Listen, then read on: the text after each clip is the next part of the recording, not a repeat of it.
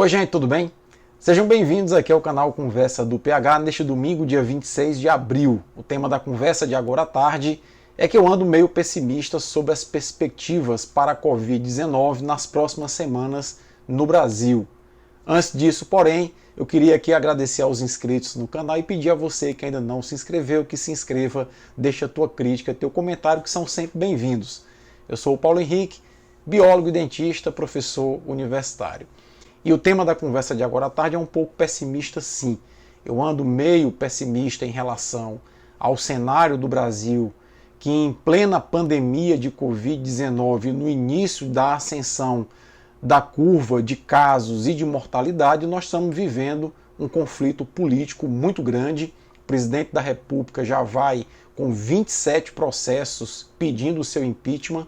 O Supremo Tribunal Federal deverá amanhã, a pedido da PGR, que é a Procuradoria-Geral da República, abrir um inquérito para apurar as afirmações do ex-ministro Sérgio Moro, e isso tudo torna o Brasil um caldeirão muito propício a um desastre epidemiológico. Eu queria lembrar a vocês que os Estados Unidos, lá em janeiro, negligenciou a situação da Covid-19, e esse vírus, o coronavírus, ele tem se mostrado um vírus de uma plasticidade muito grande. Lá atrás, o Donald Trump andou dizendo para os americanos simplesmente ficarem calmos porque vai desaparecer. Então essa frase que o Donald Trump colocou lá atrás foi bastante emblemática. Hoje ele nega que negligenciou as ações contra o coronavírus, mas o fato é que os Estados Unidos, que estavam aparentemente controlando a curva de crescimento de casos e de mortalidade, ontem se apavorou. Ontem os Estados Unidos registraram em apenas 24 horas o assombroso número de quase 2.500 mortes e está chegando já a 950 mil casos da doença. Ou seja, os Estados Unidos já vão aí com quase 1 milhão de casos. É um país que está testando muito para poder ter essa estatística na mão. Mas o fato é que esse cenário todo cria uma situação muito complicada nos Estados Unidos, que inclusive já começa a repensar a situação de sair do isolamento com mais prudência, porque o caso lá realmente está muito sério. O Brasil, como segundo país mais desigual do mundo, apresenta um dado muito preocupante. A Fiocruz apontou que na cidade de São Paulo, por exemplo, o número de casos e o número de mortes nos bairros periféricos, principalmente nos aglomerados humanos que são as favelas, é de 3 a 4 vezes maior que nos bairros nobres, como Butantã, Jardins, Morumbi, etc. E apontou um outro dado. Normalmente as pessoas que moram nesses bairros mais nobres, quando apresentam os primeiros sintomas, como são cobertas por um plano de saúde privado, procuram médicos rapidamente, pagam inclusive a realização do teste e a partir daí conseguem fazer um diagnóstico precoce com uma abordagem médica precoce, e o prognóstico de sobrevida dessas pessoas é muito bom. Já as pessoas que moram nas favelas e moram nas periferias normalmente procuram o Sistema Único de Saúde, não há teste a não ser para os casos mais graves, e aí a pessoa termina, quando recebe o diagnóstico positivo da Covid-19, já recebe no estágio mais avançado da doença, é internada e normalmente aí está registrada uma grande mortalidade dessas pessoas. É a desigualdade do Brasil que está se refletindo nos números da Covid-19 no Brasil. Igualmente preocupante é o fato de que o Brasil é um dos países que menos testes realizam no mundo.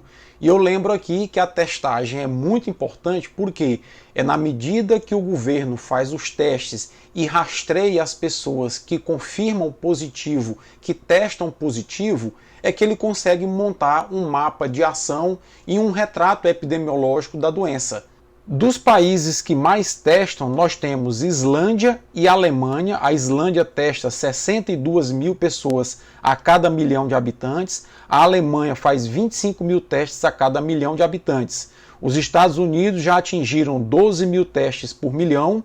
O Chile aqui testa 7 mil pessoas a cada 1 milhão de habitantes. E o Brasil, pasmem, consegue testar apenas 630 pessoas a cada 1 milhão de habitantes. Aliás, o Brasil testa menos que Cuba, testa menos que a Argentina, menos que o Equador, menos que o Peru, é um dos países que menos testam no mundo. Então, esse cenário me deixa muito pessimista para as próximas semanas. O Brasil deverá entrar a partir de hoje num ciclo de aceleração da doença. É o que pelo menos todos os especialistas do Brasil e do mundo afirmam. O Brasil, no entanto, está entrando nessas semanas críticas que nós vamos enfrentar agora pela frente sem estar adequadamente preparado. Nós não temos testes suficientes para dar uma ideia precisa ao Ministério da Saúde da distribuição epidemiológica da doença e nós temos um aparato hospitalar que já está começando a mostrar sinais de colapso. O colapso, para que todos lembrem, é aquela situação na qual, independentemente de você ter dinheiro ou não, quando você doente procura o hospital, os leitos não existem mais, já estão todos ocupados. Isso, inclusive, vai começar a impactar outras doenças. Pessoas que têm infarto, pessoas que têm um AVC, pessoas que precisem de uma simples cirurgia de apendicite supurado vão chegar nos hospitais de algumas cidades e eles vão estar com a lotação completa. Então esse é um cenário preocupante e que faz com que a gente reforce que nesse momento o isolamento social é a melhor alternativa, é o melhor remédio que nós temos para a Covid-19. Por fim, eu queria dizer a vocês que nós levamos um baita azar. Azar em que sentido? Na perspectiva de que nós estamos vivendo uma crise política em pleno processo de crescimento da pandemia. Nós tínhamos que ter a essa altura um presidente da República que fosse capaz de se articular de maneira sóbria com seus ministros, com os governadores e prefeitos, para juntos nós montarmos uma força-tarefa de combate à pandemia de Covid-19.